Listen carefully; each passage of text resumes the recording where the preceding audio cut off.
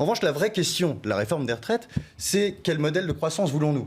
Et pourquoi finalement devons-nous croître ? Il y a un problème lié à l'inflation, vous l'avez bien noté, sur cette antenne on en a beaucoup parlé. Nous avons une inflation qui tourne autour des 5%, une des plus faible de la zone euro et qui va a priori continuer à augmenter. Maintenant, pour résorber cette inflation, il faut évidemment travailler plus. En revanche, alors de ce point de vue-là, il faut aussi parler de la question du modèle.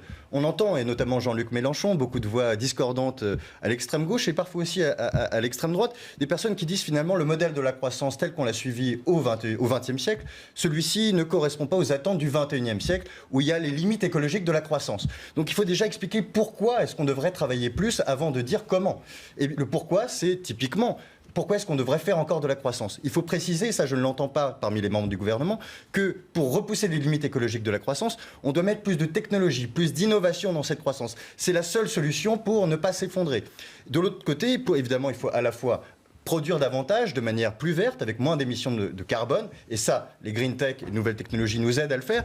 Mais aussi, il faut travailler plus. Alors, pour travailler plus, il y a plusieurs manières. D'abord, on peut libérer le travail des travailleurs du quotidien, notamment, et ça, je ne l'ai pas entendu non plus, en défiscalisant complètement, en désocialisant complètement les heures supplémentaires, le fameux travailler plus pour gagner plus. Mais ça nous aide à libérer du travail et libérer la croissance.